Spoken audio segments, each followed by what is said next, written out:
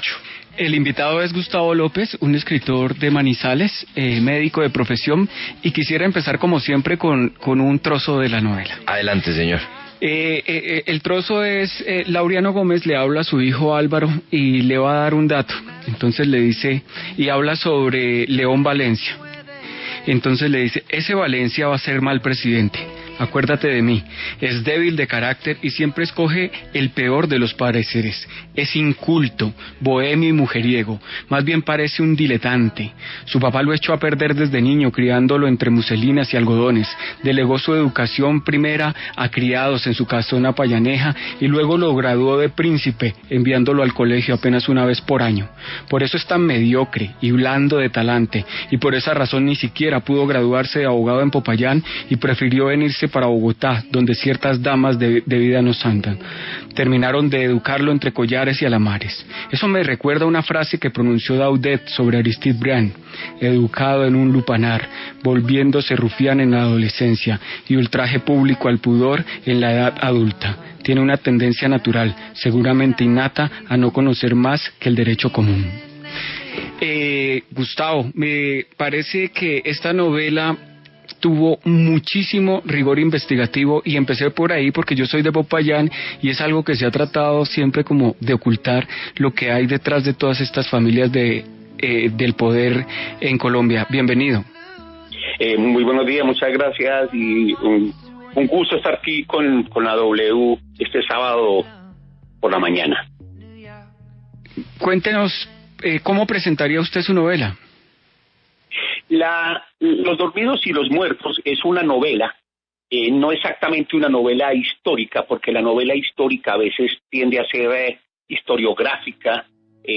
Esta novela se nutre, digamos, de las historias conocidas del poder en Colombia, sobre todo en los 40 y en los 50, como ustedes lo mencionaban, y se centra en personajes que han teñido nuestra historia con su impronta, como Laureano Gómez, como Mariano Ospina Pérez, como Guillermo León Valencia o como Camilo Torres, y hace una especie de recorrido por estas existencias, pero a la vez hay una historia paralela, que es realmente la historia que importa en la novela, que es la historia de una familia, la familia Almanza, una historia de una familia de provincias. El pater familias es un peluquero, la mamá es una modista, y por ahí entonces tienen una gran prole, y los hijos entonces van viviendo las dichas y las desdichas, las venturas y las desventuras de un país pues que está sumido en una violencia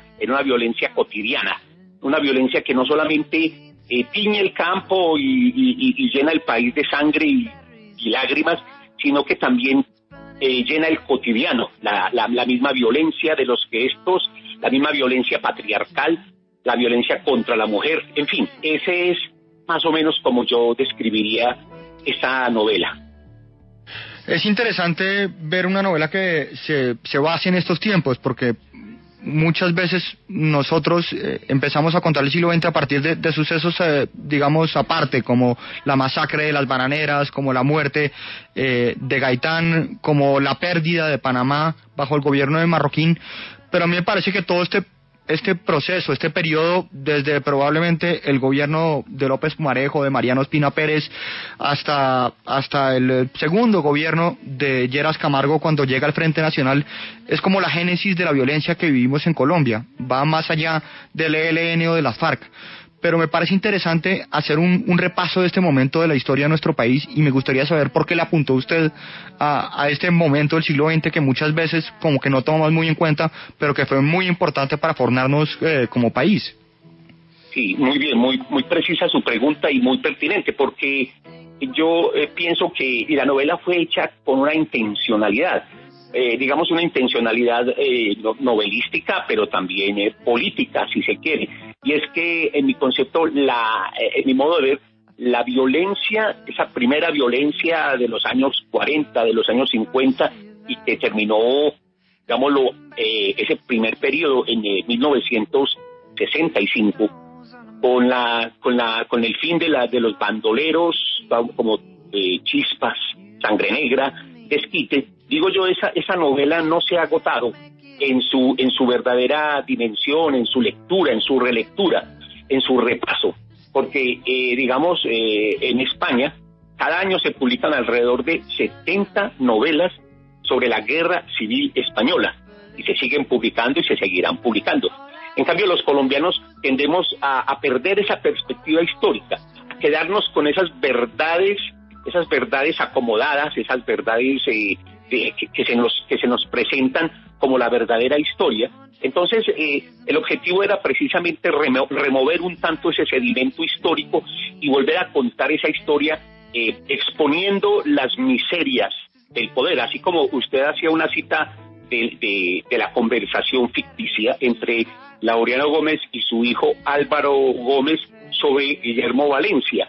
Precisamente siempre se nos ha mostrado esos prohombres como el paradigma del buen colombiano, del gran colombiano, del mejor presidente de la historia, del presidente de la paz que decían de Guillermo Valencia, cuando realmente lo que hizo fue llenar el campo de cadáveres tendidos en nombre de una pacificación del país. Evidentemente había un bandolerismo rampante, un bandolerismo que se estaba volviendo lumpenbandolerismo, como lo dicen como lo dice Sánchez y Mertens, pero realmente esas personas fueron exaltadas, puestas en un pedestal y mostradas a la nación como los grandes prohombres colombianos, cuando realmente su vida oscura, su vida nocturna, su vida más allá del palacio estaba también teñida de luces y de sombras y de claroscuros, ¿no? Entonces de eso se trata esta intencionalidad de la novela, ¿no? Ahora, el hecho de que usted escoja este periodo de tiempo, este lapso en la historia de Colombia, y más aún en este momento por el que atraviesa el país hoy, en donde nuevamente se habla de pacto nacional, de ponernos todos del mismo lado, ¿no le parece que es una gran prueba de que la historia colombiana es absolutamente cíclica y que estamos condenados a vivir y revivir y volver a vivir lo que ya se ha vivido? Bueno, ciertamente hay una tentación a considerar que la historia nuestra es como ese animal que se muerde la cola. Ha habido cambios, evidentemente, ya por lo menos estas cosas se pueden decir sin levantar polvareda, porque recuerdo que en 1962 el gran libro de Germán Guzmán y de Orlando Falsborda, La violencia en Colombia, cuando fue publicado, fue execrado, fue denostado, fue declarado como un libro subversivo, ¿no? Cualquier parecido pues con una crónica de un periódico neoyorquino es pura coincidencia, pero ese libro realmente significó un antes y un después en la historia de la violencia. Efectivamente, volver a tocar esas fibras del país es necesario y oportunísimo en este momento, porque hay como decía usted, una apariencia de que el país está mordiendo la cola, y eso siempre nosotros sabemos que la historia se repite primero como tragedia y después como comedia.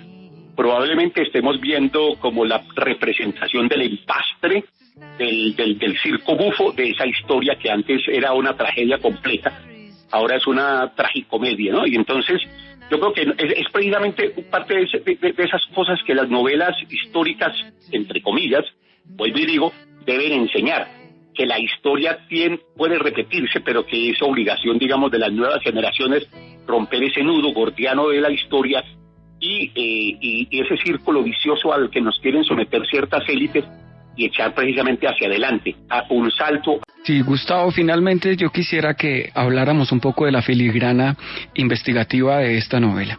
Escuchaba yo a Jorge Orlando Melo, el historiador, que es un cazador de fallos y de errores en novelas históricas, y dijo él que solo encontró 2 dudas. Eso quiere decir que usted investigó muchísimo. Y, ¿nos puede contar sobre eso? ¿Cuánto duró la investigación sobre todos los temas del poder y todas las biografías y todas las historias? Y las conversaciones. Y las conversaciones. Sí, mire, esta novela es una novela que se hizo, como usted dice, con mucha filigrana. Hay un artesonado detrás de la novela en la cual había que buscar una bibliografía. Ojalá todo lo que se hubiera escrito y dicho en este país sobre la violencia la versión oficial y la versión extraoficial. Entonces, ¿cuáles fueron las fuentes?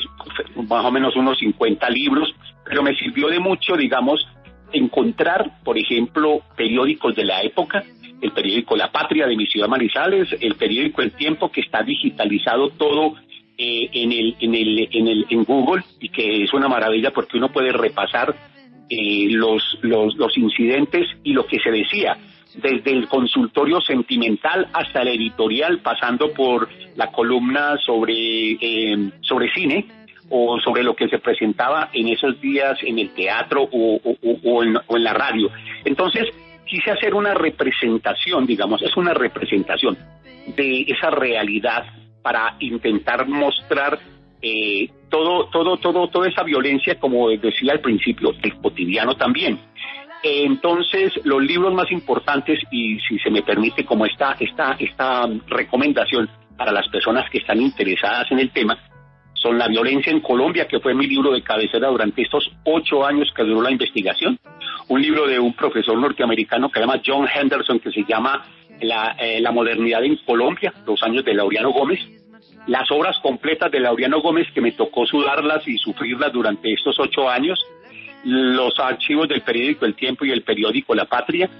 En fin, el libro de Gonzalo Sánchez sobre bandoleros, campesinos y gamonales. En fin, eso más o menos es como el top 5 de los artículos, libros y búsquedas que se hicieron para construir esta novela, que hoy pues creo que es muy bueno, creo que es importante y merecido leerla, no porque sea una obra mía ni es una propaganda, sino porque es un ensayo para la nueva generación, sobre todo, porque es una búsqueda de una historia que nos ha sido invisibilizada, esquilmada. Por ejemplo, el bombardeo de Napalm sobre Villarrica está ahí, que es una de esas cosas que se han intentado tapar en la historia, pero es verdad que Gustavo Rojas Pinilla, uno de esos grandes filibusteros de nuestra historia, lanzó sobre Villarrica, Tolima, una cantidad de bombas de napalm,